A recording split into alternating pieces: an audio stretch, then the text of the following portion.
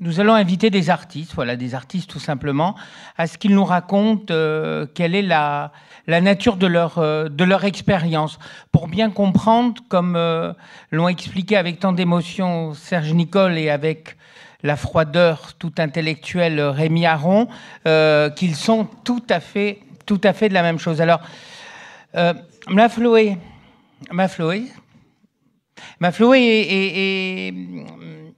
elle est artiste d'une matière particulière puisqu'elle travaille la danse, le corps, la vidéo, l'image. Elle mixe tout. Elle serait parmi nous celle qui serait à la pointe des technologies. Tom Charby. Tom est céramiste, inspiré par le Japon. Il l'expose dans une galerie que j'aime vraiment beaucoup à New York, qui montre à la fois de l'art primitif et de l'art brut. Je crois qu'il inscrit sa pratique au cœur de ces choses-là qui sont l'essentiel de ce qui fait la vie. En plus, nous allons appeler Agnès Bayon. Agnès Bayon, on va la mettre là.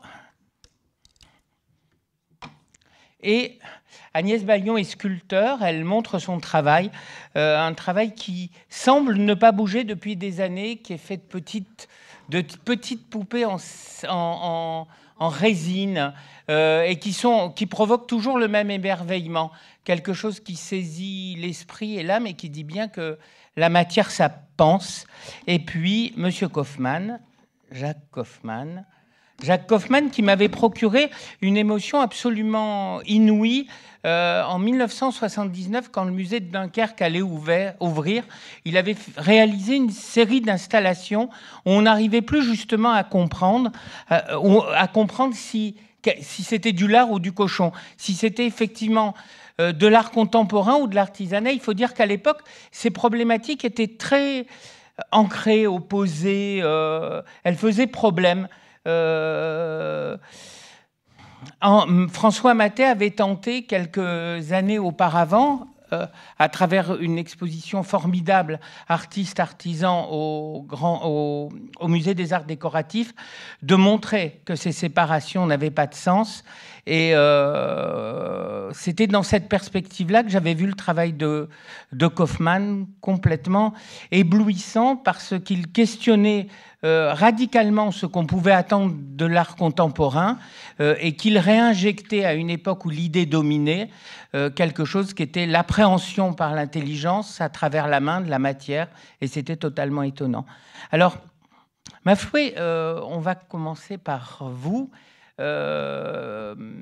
Finalement, dans ce salon, il y a beaucoup de céramistes, beaucoup de terre, beaucoup de verre. Et vous, on vous a invité, vous êtes assez éloigné de ça.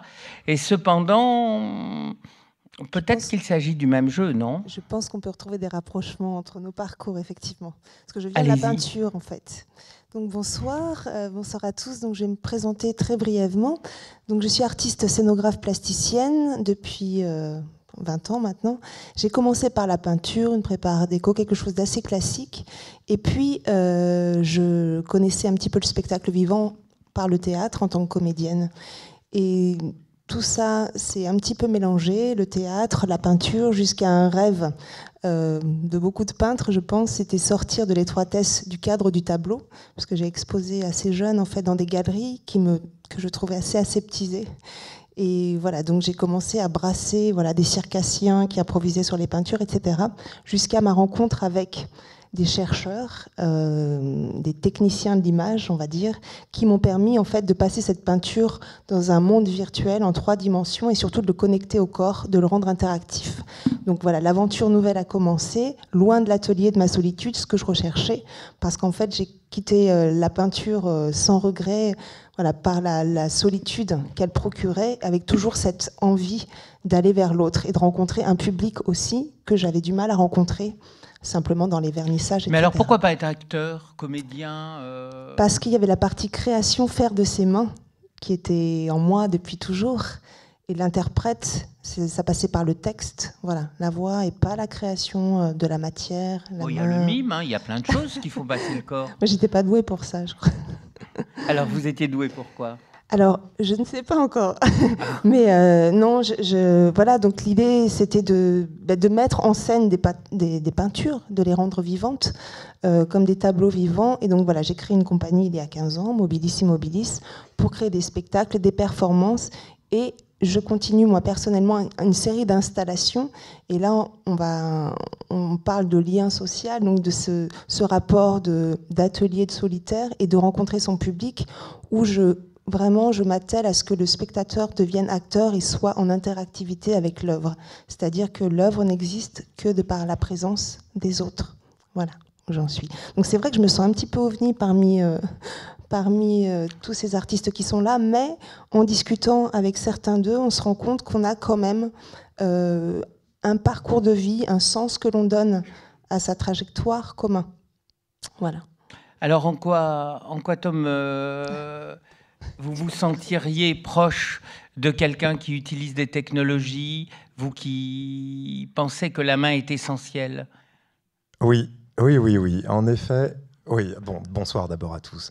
On a évidemment discuté un peu avant la préparation de ce colloque et on s'est trouvé des points d'accroche, alors même qu'on travaille dans des univers artistiques, esthétiques et techniques qui sont très très différents. Moi, mon expérience, mon chemin dans la pratique de ce métier est d'abord en grande partie déterminé par ce que j'ai fait avant. En deux mots, certains le savent, mais j'ai été enseignant, j'ai été sociologue, j'ai travaillé pendant 10 ans dans le monde académique, et ça a été un vrai choc pour moi de tout d'un coup, brusquement, me retrouver, en repli d'une certaine façon, isolé, se retrouver, il fallait que je me retrouve, quand on est sociologue, on passe son temps à poser des questions qui sont un peu toutes les mêmes. Pourquoi les gens font ce qu'ils font? Pourquoi les gens pensent ce qu'ils pensent? On est préoccupé par les autres, on est tout le temps tourné vers les autres. Donc moi, le chemin de l'atelier, ça a été d'abord un moment de repli sur soi pour trouver son propre langage, trouver sa voix, enfin avec un E et avec un X évidemment. Et donc ce chemin, pour moi, je pourrais y revenir, mais je pense qu'il n'a pas vraiment d'intérêt. L'important, je crois, c'est que ça a été finalement assez difficile à assumer, ça. J'ai eu des scrupules d'une certaine façon. C'est-à-dire d'intellectuel à devenir manuel? Exactement, c'est-à-dire que brusquement, je me retrouvais tout seul dans l'atelier à devoir m'écouter, à devoir comprendre ce que j'avais à dire, alors même que la fonction sociale, si on peut dire, l'utilité du métier, le sens que ça a vis-à-vis de soi et les autres n'était pas du tout évident pour moi au départ. Je l'ai compris sur le chemin, et je l'ai compris dans la pratique du métier. C'est-à-dire, je l'ai compris pas à pas, les mains dans la terre. Ce chemin, je ne l'ai pas fait intellectuellement, j'étais outillé pour le faire. Hein. J'ai fait de la sociologie de l'art, mais à quel moment etc. vous vous êtes dit j'abandonne le livre pour prendre la terre? Ah, ça a été... Alors, au départ, je me suis installé en Bourgogne, pas très loin d'un village potier que les potiers connaissent très bien, qui s'appelle Saint-Amand-en-Puisaye, qui est un village potier depuis des siècles. Et je m'y étais installé pour écrire, au départ. Pas du tout pour devenir céramiste, mais pour mener une espèce de période ascétique d'écriture. Et comme souvent, dans ces histoires, c'est une histoire de rencontre, puisque j'ai rencontré une céramiste très talentueuse qui s'appelle Rosane voilà Bigot. Voilà. Absolument. La main à la pâte. Voilà. Et je crois que, d'une certaine façon, enfin, à travers elle, j'ai découvert un monde professionnel, une histoire, une culture, et c'est grâce à ça que j'ai fait le pas. Enfin, jamais, venant de mon monde intello parisien académique, jamais j'aurais osé franchir le pas si j'avais pas été confronté réellement à la réalité de ces métiers. Et alors, comment vous avez vécu cette différence presque ontologique entre la main, la tête, l'esprit, qu'est-ce qui dans votre corps tout à coup se mettait à... Alors, c'est pas tombé comme un cheveu sur la soupe évidemment, parce que 10 ans auparavant, j'avais fait un peu de céramike en amateur, comme font plein de gens dans un petit atelier rue des Jardins Saint-Paul. Non, pas à l'école, mais pas longtemps après l'école. Et donc évidemment que ça correspondait à un goût et à une appétence. À cette époque-là, enfin à l'époque où j'étais au lycée, je rêvais d'être peintre. Et pour moi, la création, ça avait un sens intime évident. Enfin, je comprenais très bien comment on pouvait se remplir de ça. Et puis pendant 10 ans, j'ai fait complètement autre chose et ça m'a déprogrammé le cerveau, si on peut dire. Et j'ai mis beaucoup de temps à retrouver ce sens intime, c'est-à-dire la façon dont finalement on peut se réaliser dans son travail, l'épanouissement qu'on y trouve. Et ce chemin était un chemin compliqué à faire pour moi. Enfin, je pense que si je venais d'une famille d'artistes ou d'artisans, ça aurait été peut-être beaucoup plus simple, mais c'est pas du tout mon cas. La voie de l'amour est la meilleure. Absolument, je suis d'accord. Mais cependant, vous qui êtes intellectuel, vous n'avez pas été vers les images, mais vous avez fait des objets. C'est étrange, ça. C'est un double retour au manuel, la main et des objets pour la main. Oui, absolument. Mais je crois que mon parcours esthétique, si on peut dire, c'est-à-dire l'ensemble des choix que j'ai dû opérer, c'est vraiment fait, jour après jour, dans le métier. C'est-à-dire que quand on travaille, et tous les potiers savent ça, quand on travaille, il se passe à un moment des choses où il y a des fenêtres qui s'ouvrent et on repart de ça. Et Soula, je disais très bien, c'est ce que je fais qui m'apprend ce que je cherche. Et c'est dans le métier de céramiste où l'aléa en plus est très très présent dans le processus, c'est évident que c'est ce qu'on fait qui nous apprend ce qu'on cherche. Enfin, je crois, en tout cas, moi je suis pas du tout parti dans ce métier avec une espèce de conception, je sais pas, théorisante, intellectuelle, de voilà le monde de la céramique, voilà la place que j'ai envie d'occuper. J'ai dû vraiment m'écouter intérieurement pour comprendre. Mais comment quand on s'écoute, on fait un pot? Comment qu'on n'est pas... Eh bien, c'est un très bon point de départ, justement. C'est un très bon point de départ. Précisément parce que c'est universel, que ça a été fait des milliers de fois, et qu'il y a des règles à respecter. Ou comme quand on fait une boîte, il y a un emboîtement, il y a des règles à respecter. Et au fond, d'avoir ces quelques contraintes, ça a été pour moi libérateur. Je crois que encore aujourd'hui, par exemple, la sculpture m'attire beaucoup, mais je me sens pas, je le sens pas intérieurement. Il y a peut-être un truc qui va se déclencher un jour, mais pour l'instant, j'ai encore du mal. Je travaille sur des bols, sur des boîtes, sur des vases. Ce sont des pièces qui sont évidemment pas réduites. Enfin, on va pas les réduire à leur fonctionnalité. Pour moi, la fonction est un prétexte. Donc, il y a un travail de la matière qui est très important. Elles ont une dimension sculpturale, c'est certain. Mais j'adore l'idée de conserver cette fonctionnalité. Donc pour moi, non, c'est un atout. C'est pas on peut aller très très loin dans cette recherche tout en restant et tout en travaillant sur des pièces fonctionnelles. Agnès Bayon, vous avez été tentée par des objets usuels? Vous qui faites de la sculpture depuis si longtemps, pardon, je vais dire des bêtises encore. Si, c'est vrai. Depuis... Ouais, c'est bon, il marche. Non, pas du tout. Moi alors, Parce que, en fait, j'aurais pu prendre les mots de Tom et les appliquer à votre travail quand il parle de l'émotion qu'il agite pour réaliser ces objets. Et vous avez besoin que ça passe par la figure. Oui, moi, c'est vraiment je dirais, c'est comme Cézanne qui faisait des pommes. Moi, ce sont les humains, donc...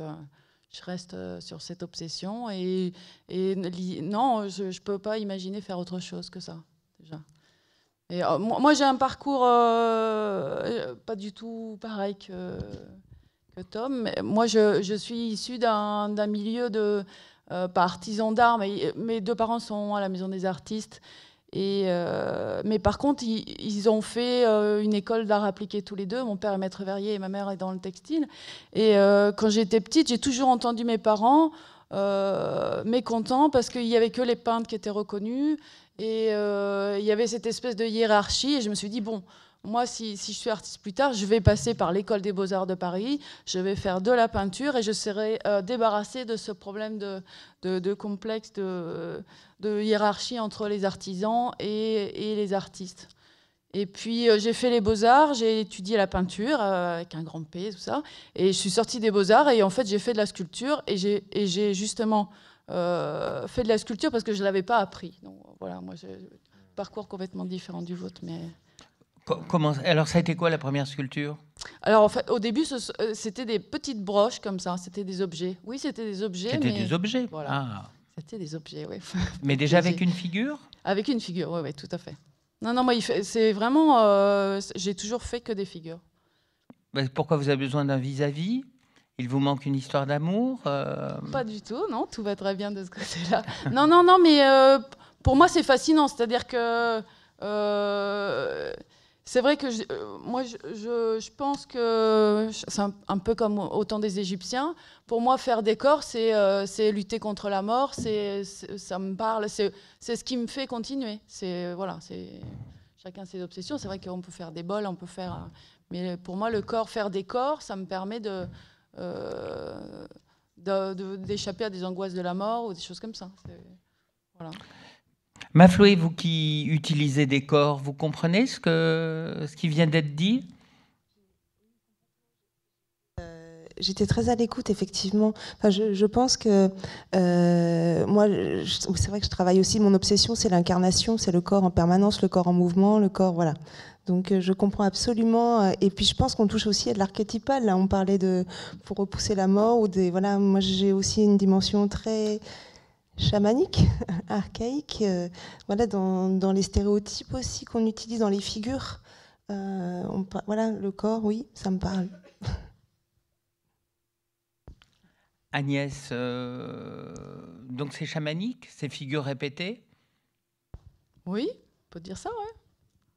Moi, j'ai toujours pensé, en regardant votre travail, qu'il avait à voir avec cet art africain dont on a des modèles et dont il y a des comment dire, vous reconnaissez une sculpture Luba, une sculpture Fang, et cependant, elle est toujours différente.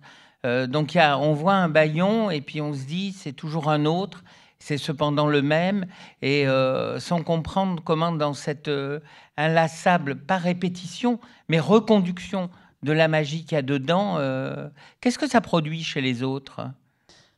Ça dépend des gens. Il y a des gens qui, je trouve, qui savent pas regarder, justement, qui me disent que ce sont tous les mêmes. Et puis il y a des gens. Moi, ce qui m'intéresse, en fait, c'est le regard des autres, et les gens se projettent dans les personnages. C'est pour ça que j'essaye de faire au minimum des anecdotes pour que les gens se projettent dans mon travail, et que, en fait, tous les personnages que je fais provoquent des émotions chez les gens, puisque ça engendre leur imaginaire. En fait, ils se projettent là-dedans. En fait. Donc vous êtes une médiatrice. Pourquoi pas, oui. Oui, je sais. Gare au coup de circuit, quoi, c'est tout. Non, mais c'est vrai que la relation avec le spectateur est très importante. C'est vrai que c'est un peu, effectivement, comme des poupées. Les gens, quand ils achètent une sculpture de moi, si par exemple elle se casse, c'est un drame absolu, et ça leur appartient, ils se projettent dedans, et voilà, ils leur donnent des noms. Enfin, c'est très intéressant. Tom, si on casse un de vos pots, il se passe la même chose ? Oui, moi aussi, j'ai fait du chemin par rapport à ces questions. Vous savez que dans la céramique japonaise, il y a les bols qui sont utilisés pour la cérémonie du thé et qu'on appelle les shawan, qui sont des pièces qui ont une valeur immense, précisément parce que leur valeur est liée à la cérémonie du thé, qui est un rituel très important, culturellement, historiquement, socialement, au Japon. Et ces pièces-là sont les pièces qui ont la plus grande valeur. On en prend un soin immense. Quand on s'en sert pas, on les met dans un petit pochon en soie. Et puis on met ce pochon en soie dans une petite boîte en bois qui a été calligraphiée par l'artiste. Et puis cette boîte en bois, on la range dans une armoire dans laquelle on met toutes les choses précieuses dans la maison. Et puis, ce sont des pièces qui sont destinées à être léguées d'une génération à une autre.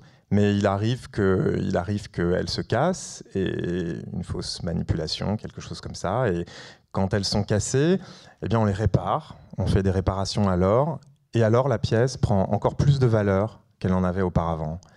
Et ça, c'est quelque chose qui est quand même extrêmement intriguant pour nous.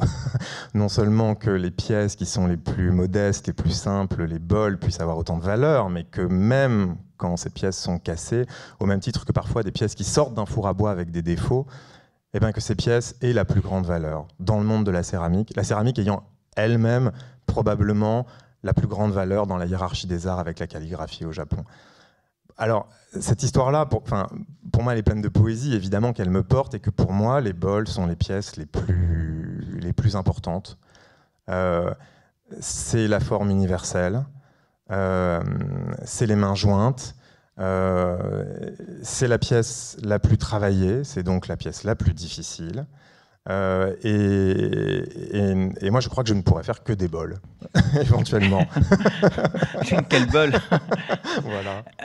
Monsieur Kaufmann, quand vous entendez tout ça, on a le sentiment, vous qui enseignez, on a le sentiment qu'ils n'ont pas parlé d'objets, mais qu'ils ont parlé d'être.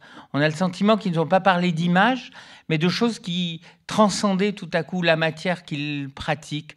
Vous, quand vous enseignez la céramique, est-ce que vous évoquez ces choses-là? Ou est-ce que tout à coup, c'est qu'un métier, Parce que là, il m'a semblé que c'était plus qu'un métier, quand même. Ou est-ce que c'est une mauvaise question? Ouais, c'est toujours trop vaste, quoi. Quand on enseigne, on agit à plusieurs niveaux, qui sont les niveaux d'abord très concrets de l'acte, et puis après, bien évidemment, d'essayer de percevoir quelles sont les résonances de cet acte. C'est-à-dire qu'un acte n'est jamais neutre. Je crois qu'il n'y a rien de gratuit dans tout ça. Si je devais reprendre, j'ai déjà pris quelques notes de mes collègues là, qui sont ici, et il y avait déjà pas mal de choses qui ont été dites de mon point de vue. Alors pour reprendre Marx, pour moi, nous agissons dans un domaine qui n'est pas de la valeur ajoutée, mais de la valeur émotionnelle ajoutée. Et je crois que ce mot émotionnel est extrêmement important, en fait. C'est-à-dire qu'un objet, quand il se casse, c'est pas simplement un objet de consommation, c'est pas uniquement la possession, mais c'est finalement une relation animique. Et je n'utilise pas ce mot parce que j'en trouve pas un autre. Une relation d'âme à âme qui existe entre l'être et l'objet. J'ai répondu à votre question? D'âme à âme, moi ça me convient. Oui. Mais ça veut bien dire... ça a quoi comme statut alors? Cet objet que vous faites? Ça veut de l'art Non, mais je vais répondre à ça. Ça veut dire que très simplement, la matière n'est pas quelque chose de neutre. Elle est investie de puissance qu'il s'agit, en tout cas dans mon cas, de révéler. C'est-à-dire, à titre personnel, je n'ai pas grand-chose à dire, je crois. Par contre, la matière, dans l'échange que j'ai avec elle, il y a beaucoup de choses qui peuvent se passer et qui ne sont pas forcément prévues à l'avance. Et je crois que dans les catégories qu'il y a et dans les attitudes qu'il y a, il peut y avoir la position de la volonté, d'un côté, et qui peut aller très loin dans la prise de position, par exemple, du concept ou de la pensée vis-à-vis de la matière. Mais de l'autre côté, il y a aussi la possibilité de la relation avec la matière, qui est qu'est-ce qu'elle va nous proposer en commençant quelque chose, plus ou moins consciemment, et à partir de là se construit un corpus de pièces ou de travaux, etc. Et voilà, alors il y a je peux continuer? Mais pour vous, oui, bien sûr. Mais pour vous, qu'est-ce que ça veut dire quand vous dites que la matière vous domine? J'ai pas dit qu'elle me dominait. J'ai dit que c'était un partenaire. Un partenaire, c'est pas une relation de domination, à moins qu'on soit adepte de certaines pratiques. Mais on est vraiment dans une relation. J'envoie quelque chose, on me ramène quelque chose, pas forcément de prévu et d'attendu d'ailleurs, qui me permet de renvoyer quelque chose qui revient. Donc c'est spiralaire en fait. Vous semblez dire que la matière, cependant, a un rôle tout aussi important que le vôtre? Bien évidemment. Vous ne la dominez pas? Non, alors si possible pas. Et d'ailleurs, les moments où je me suis astreint à cette position-là de domination, je m'ennuyais fortement. C'est aussi une possibilité. Je peux vouloir quelque chose de l'autre, et puis là, je maîtrise tout. Mais quel ennui finalement, parce que nous sommes tout seuls là, nous sommes très isolés. Alors qu'il s'établit une conversation et une communication avec le matériau, entre autres à travers des passages. Et là, je veux parler malheureusement que pour les céramistes, mais je pense que ça peut être valable pour d'autres médiums également, qui sont ces passages aveugles. Que représente le four, que représentait avant le numérique pour les photographes ce passage avant la révélation. Et j'utilise de nouveau un terme révélation qui est d'un ordre mystique en fait. Donc il y a des moments qui nous échappent. Et ce qui nous échappe est, je crois, également fait partie intégralement, s'il devait y avoir un message, du message. Finalement, ma volonté est tellement petite vis-à-vis de tout ce qui est offert dans le monde comme nourriture. En fait. Et moi qui regarde votre objet, ça passe? Alors qu'est-ce qui arrive chez moi dans mon regard? C'est ça le but. Et bien évidemment, je peux absolument me faire plaisir entre moi et moi, mais c'est...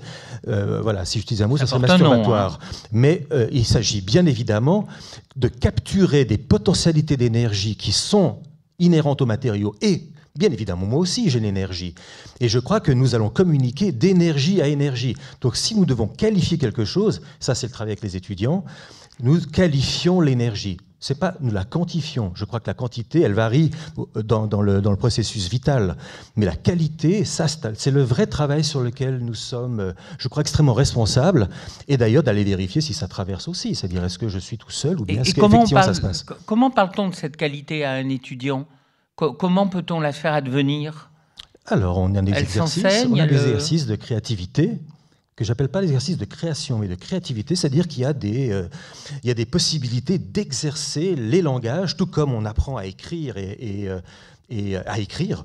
Il y a un vocabulaire et qui passe également par la perception de la lisibilité de ce qui est... Et on travaille ça en groupe, par exemple, à travers des gestes très simples, au-delà de toute histoire explicite, mais qui en soi, est-ce qu'on arrive à reconnaître des choses ou bien pas? Et ça on peut travailler en atelier et si possible même en groupe là autour. Et alors, je vous étonne, on dirait. Il y aurait des gens plus doués que d'autres, plus il s'agit pas enclins à percevoir ces choses? Non, là, il s'agit de rejoindre Beuys, c'est-à-dire qu'en fait, potentiellement, nous sommes tous des êtres énergétiques. Et je crois que la première chose qui est communiquée quand on a affaire à une œuvre d'art, c'est un corps à corps. Après, il y a les autres couches qui s'empilent. Les couches de connaissances, de compétences, de lisibilité, etc. Mais d'abord, c'est... du corps à corps. Donc on peut tous être artistes. Bien évidemment, oui. Oui. Et alors pourquoi est-ce que j'y vais pas? Pourquoi? Et parce que les portes sont plus ou moins ouvertes ou fermées à travers des parcours personnels. Je veux dire, voilà, mais potentiellement... Alors, là, vous me faites retomber sur mes pieds, je vous remercie. Retomber sur vos pieds, voilà. C'est-à-dire il y a 10 jours, je t'ai prévenu que je devais venir ici, donc on m'a donné un petit descriptif, et puis je me suis attaché à une phrase qui était la suivante, s'accordant sur le principe qu'artistes de l'image et artistes de la matière sont avant tout des auteurs. Et puis après, c'était rajouté créateur, concepteur. Alors là, déjà, c'est compliqué parce que auteur, créateur, concepteur, il y a des conflits potentiels là-dedans. L'allemand, par exemple, là nous enseigne la notion de Gestaltung, qui est quelqu'un qui conçoit, qui réalise. Mais en même temps, un créateur ne réalise pas forcément. On peut accepter cette idée-là aussi, que ce n'est pas forcément parce que c'est moi qui fais que c'est une création. Alors, ceci m'a amené à aller rechercher un petit peu dans mon passé théorique des bouquins qui m'avaient marqué. Et le premier en la matière, c'était Le Cri d'Archimède de Köstler, qui postule que la création est une dans l'humain, quelles que soient ses applications. C'est-à-dire qu'en fait, qu'on soit dans la création scientifique, dans la création artistique, et là on ne fait même pas la différence, il ne fait même pas la différence entre art appliqué ou musique, non, dans l'art. La science, l'art, et le troisième domaine, et ça j'ai adoré parce qu'il va être très lisible pour chacun d'entre nous ici, c'était dans l'humour.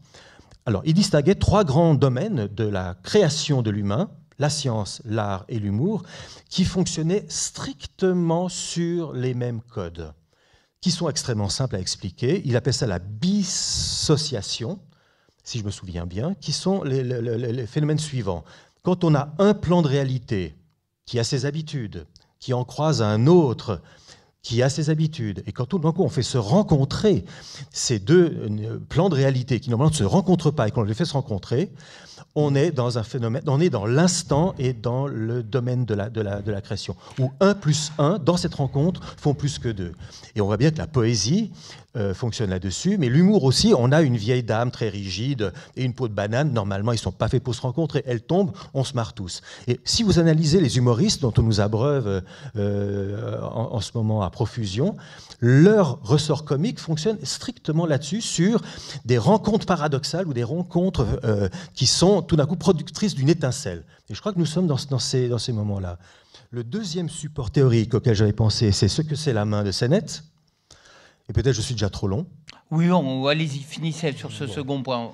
Okay. Et après, on va peut-être passer la parole à la salle. Oui, alors voilà, Sennett, qu'est-ce qu'il dit dans ce bouquin que personnellement j'attendais depuis longtemps? Pourquoi? Parce qu'en fait, quand moi je dis quelque chose, je suis du Marigot, donc en fait ça n'intéresse personne autre que du Marigot. Par contre, quand quelqu'un de l'institution c'est-à-dire l'université, élève de Hannah Arendt, prend la peine d'écrire sur nos pratiques, alors tout d'un coup, il y a un poids qui est extrêmement fort, entre autres pour des pays comme les nôtres, mais les pays occidentaux, je dirais, qui sont extrêmement attachés à la hiérarchie entre ceux qui pensent et ceux qui font. Donc son bouquin, c'est une prise de position contre ce que disait sa maîtresse, non, c'était son maître, Hannah Arendt, qui disait, dans un postulat qu'on pouvait comprendre de sa position après la guerre, disait « Les gens qui font ne savent pas ce qu'ils font », en parlant des ingénieurs, de la bombe, etc., etc.